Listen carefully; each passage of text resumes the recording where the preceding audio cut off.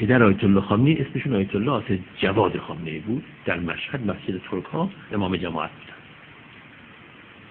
این خانم یعنی دختر آیت الله اسد جواد خامنه‌ای و خواهر ناتنی آیت الله خامنه‌ای میگن وقتی که مادر ما از دنیا رفتن، پدر آیت الله خامنه‌ای مادر آیت الله خامنه‌ای رو گرفتن.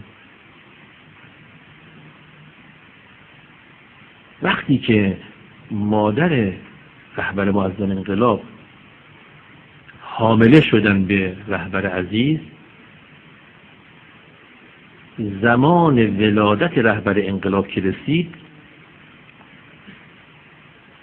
در منزل به من یعنی خواهر آیت الله خامنه‌ای خواهر ناتنیش گفتن برید سراغ قابله. گفت من رفتم سراغ قابله رو آوردم منزل، حالا میخواد رهبر انقلاب متولد بشه. گفت ماها از اتاق بیرون کردن، قابله توی اتاق داشت زمینه تولد این فرزند جدید رو فراهم میکرد. گفت یه مرتبه دیدم صدای قابله بلند شد که علی نگهدارت باشه، این تعبیری. گفت ما در رو باز کردیم اومدیم تو، گفتیم چی شد؟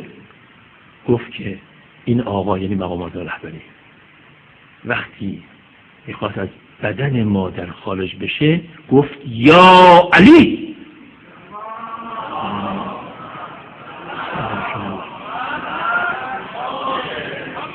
گفت تا این کلام رو شنیدم قابله گفت علی نگهدارت باشه.